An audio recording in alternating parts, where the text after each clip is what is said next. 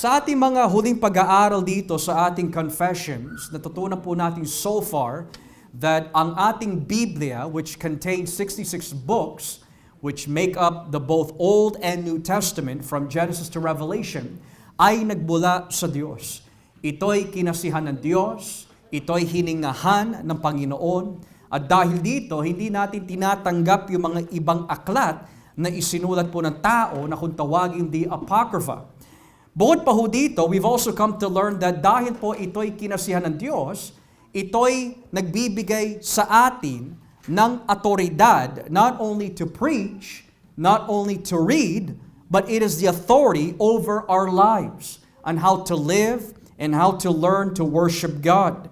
Ngayon, pagdating po sa Parapos 5, napaka-importante po na malaman po natin kung ano po ang tinuturo ng Biblia, na ito po ay naging patotoo din ng ating mga kapatid na Reformed Baptist. Sa Tagalog, sa Parapos 5, ito nakalagay. Ang patotoo ng iglesia ng Diyos ay maaring makaimpluwensya at makahikayat sa atin na magbigay ng pinakamataas na paggalang sa banal na kasulatan. Ang makalangit na nilalaman nito ay nagbibigay ng mabisang pagtuturo. Ang paraan ng pagkakasulat ay marangal. Ang bawat bahagi nito ay nagkakaisa at nagbibigay ng buong duwalhati sa Diyos. Ang kasulatan ay nagtuturo ng ganap na kaalaman tungkol sa tanging daan ng kaligtasan. Ang mga nabanggit at ang marami pang kadahilanan ay nagpapatunay na ang kasulatan ay salita ng Diyos.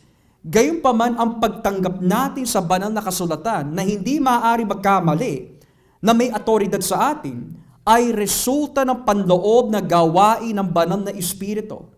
At siya'y nagpapatotoo sa ating mga puso sa pamagitan ng kanyang mga salita. Sa English, ito po nakalagay, we may be moved and induced by the testimony of the people of God to gain a high and reverent estimation of the Holy Scriptures. We may be similarly affected by the nature of the Scriptures, the scope of the whole, which is to give all the glory to God, the full disclosure it makes of the only way of man's salvation, together with many other incomparable excellencies and entire perfections. By all this evidence, the Scripture more than proves itself to be the Word of God.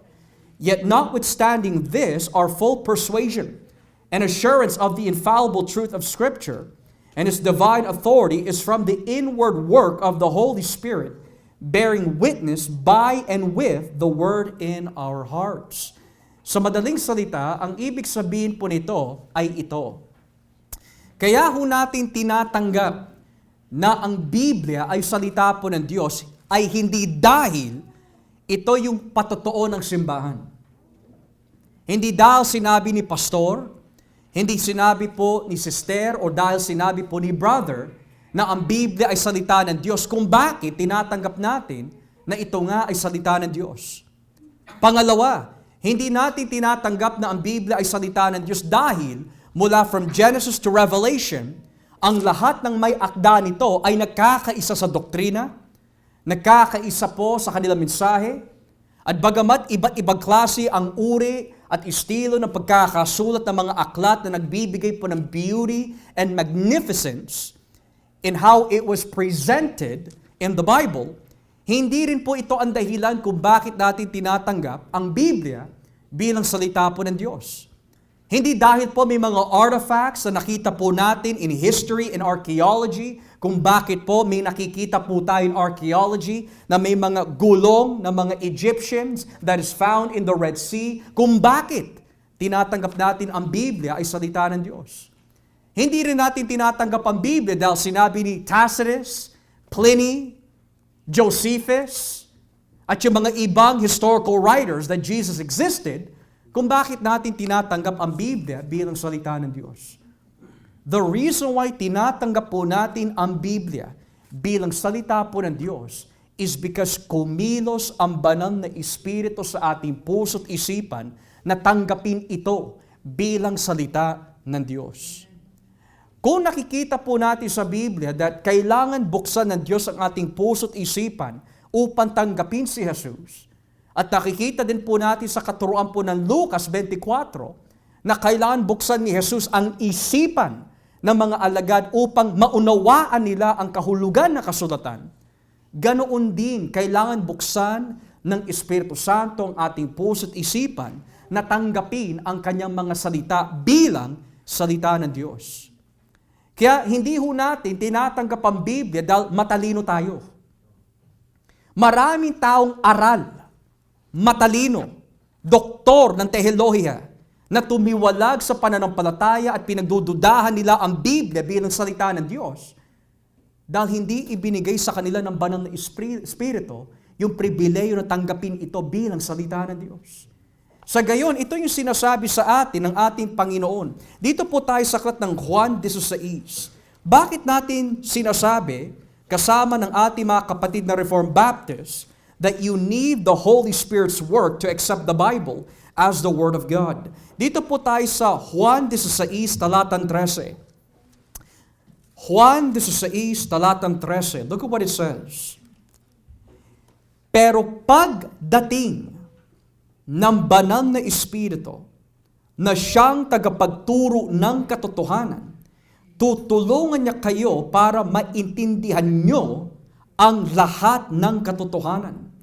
Ang ituturo niya ay hindi galing sa Kanya. Sasabihin niya kung ano lang ang narinig niya. At ipapahayag din niya sa inyo ang tungkol sa mga bagay na darating. Sino ang tagapagturo patungkol sa pagtanggap natin kay Jesus? Sino ang nagtuturo sa atin na ang Diyos ay Trinidad? At sino ho ang nagtuturo sa atin na ang Biblia ay katotohanan mula sa Diyos? Ang banal na Espiritu. Pero hindi lang po ito katuruan ni Juan o ni Jesus. Pati na rin po ni Apostol Pablo. Dito po tayo sa 1 Corinto, Kapitulo 2. 1 Corinto 2, simulan po natin dito mga kapatid sa talatang Gs. 1 Corinto 2, talatang Gs. Tignan nyo ho. Ngunit, ang mga bagay na ito'y ipinahayag na sa atin ng Diyos pamagitan ng Kanyang Espiritu. Sapagkat ang lahat ng bagay ay nalalaman ng Espiritu, maging ang mga malalalim na kaisipan ng Diyos. Hindi ba't walang nakakaalam sa iniisip ng isang tao maliban sa kanyang sariling espiritu? Ganoon din naman, walang nakakaalam sa iniisip ng Diyos maliban sa kanyang espiritu. Ngayon, kung ibababa po natin ang basa sa talatang 13, kaya nga ipinangangaral namin ang mga bagay na ito sa pamagitan ng mga salitan mula sa banal na espiritu. At hindi mula sa karunungan ng tao. Ipinangangaral namin ang espiritual na mga bagay sa mga taong pinananahanan ng espiritu. Ngunit sa taong hindi pinananahanan ng espiritu ng Diyos, hindi niya tinatanggap ang mga aral mula sa espiritu dahil para sa kanya ito'y kamangmangan. At hindi niya ito nauunawaan dahil ang mga bagay na ito'y mauunawaan lamang sa tulong ng Espiritu. So bakit po ang Biblia ay katawa-tawa sa mga taong makamundo? Is because the Holy Spirit has not opened their minds. Why is the Bible the most mocked book in the entire universe? Because the world does not have the Spirit and cannot receive the Holy Spirit because they do not know who God is. So, kung atin po tinatanggap bilang simbahan na ang Biblia ay salita ng Diyos, hindi dahil po sa mga katuruan ng simbahang ito, kundi dahil sa kaloob ng Espiritu sa atin na tanggapin ang kanyang mga tinig na nakapaloob ho dito. Kaya hindi natin tinatanggap ang Apocrypha bilang Word of God, hindi natin tinatanggap ang tradisyon bilang Word of God, kundi tinatanggap natin ang Biblia bilang Word of God. Because it is the internal work of the Holy Spirit. And for that reason, mga kapatid, we must continue to embrace and love the Bible for what it is. Dahil kahit ang mga bata, alam po nila ito. Kapag ang Biblia ay binuksan na, ang nagsasalita ay ang Diyos. When the Bible speaks, it is God who speaks.